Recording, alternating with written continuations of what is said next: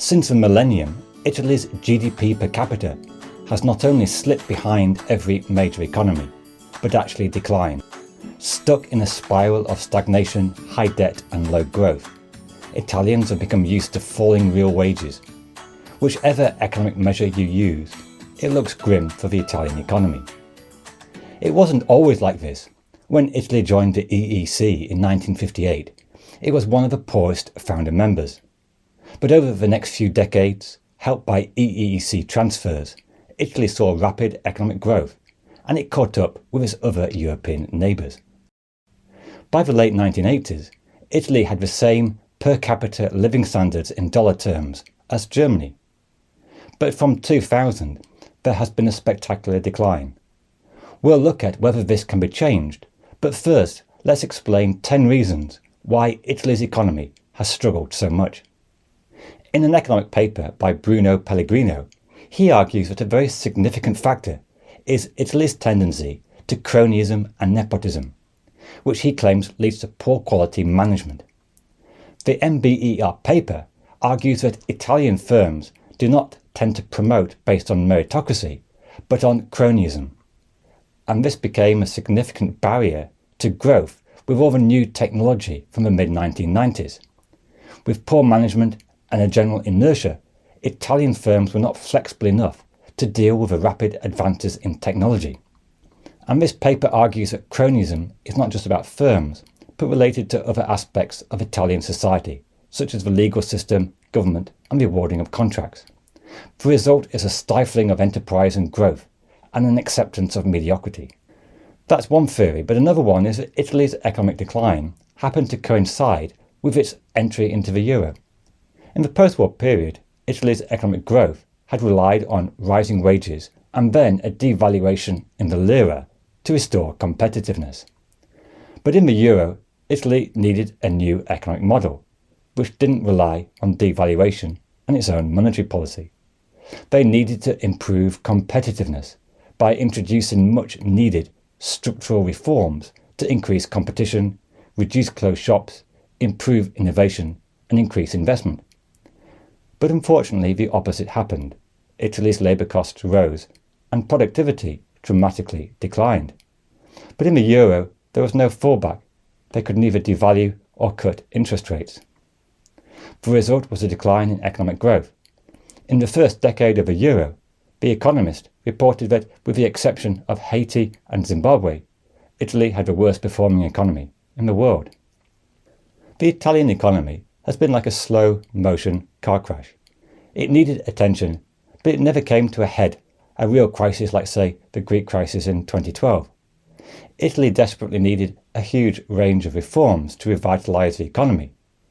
But any long-term reforms were difficult, with so many frequent changes of government. Since the Second World War, Italy has had 68 governments in 77 years, so it's not a surprise that economic policy has been somewhat piecemeal. Since 1999, Italian productivity has declined, and this is a key factor in underpinning the dreadful economic performance.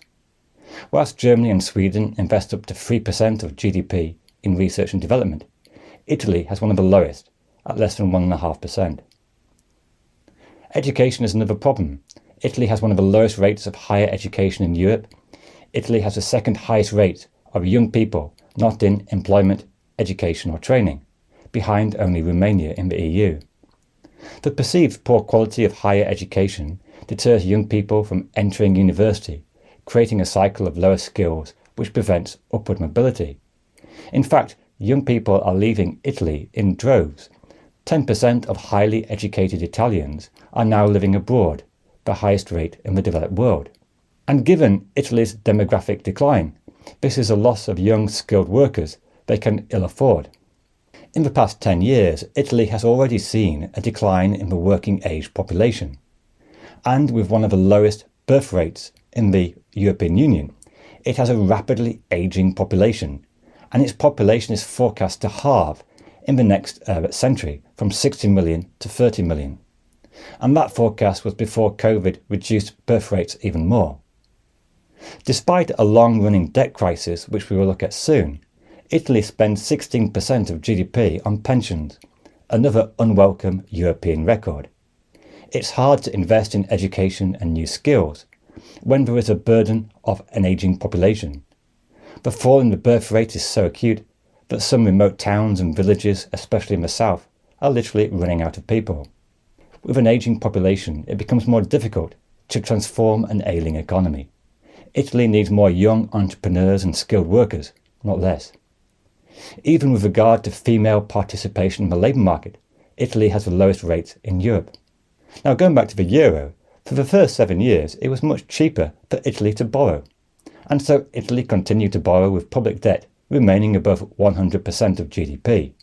Originally, the Maastricht criteria for joining the euro had limited public debt to 60%, but to accommodate Italy and Spain, the Maastricht criteria are quietly forgotten. But then in 2010, disaster struck. The global recession led to a surge in borrowing, and markets took fright at levels of debt in southern Europe. Bond yields in Italy surged, as markets were no longer willing to give Italy the benefit of the doubt. In response, the government chose to pursue a prolonged period of austerity, which reduced demand in the economy. In the 2010s, debt as a percentage of GDP continued to rise. Now, you might imagine this reflected profligate spending, but actually it doesn't. Throughout the 2010s, Italy ran a primary budget surplus, which means that after paying interest payments, government spending was actually less than tax receipts. The problem is that the high debt that Italy had causes a very large debt interest burden, and the very low Italian growth rates makes it hard to reduce debt to GDP ratio. It's the worst of both worlds, high debt and low growth. Government austerity contributed towards weak demand. Now, if the private sector had been strong, it wouldn't have mattered, but the private sector in Italy had myriad problems of its own. In the 2000s, when Italy joined the euro, world trade was also liberalised, and Italian firms soon fell behind much more efficient Chinese manufacturing firms. Italian firms generally lacked the willingness and ability to invest in new technology. They attracted a low share of foreign direct investment. Italy has a surprisingly large number of small firms. In Italy, 70% of employers work for firms of less than 50 people. In the US, it is 33%. In the post-war period, these small firms helped the economy to be more flexible.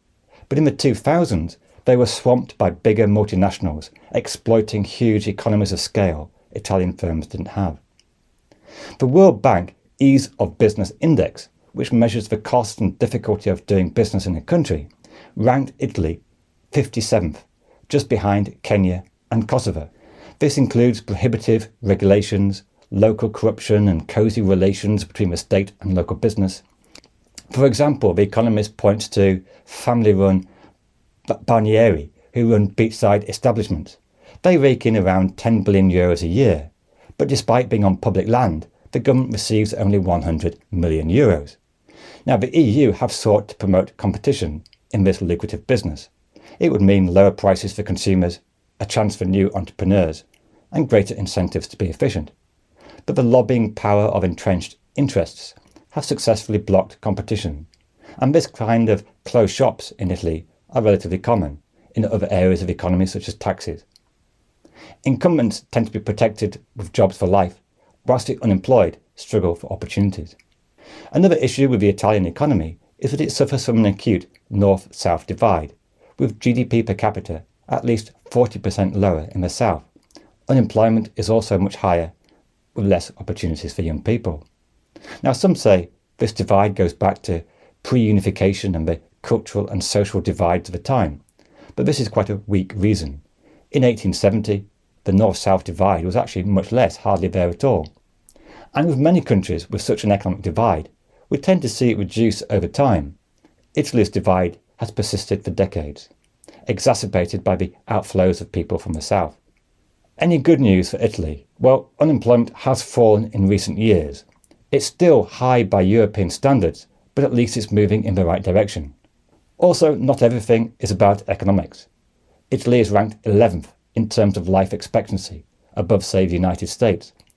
You could argue that there are some advantages to an economy based on family business. It may be less innovative and dynamic, but more personal than ruthless and impersonal multinational companies. Not everything is about GDP per capita, but without productivity growth, everything becomes much harder, not least dealing with climate change, an ageing population, and high government debt. A big issue Italy faces, common with many other European countries, is a demographic decline and the decline in population. This video goes into more detail about all the economic effects that will occur from a decline in the population in Europe.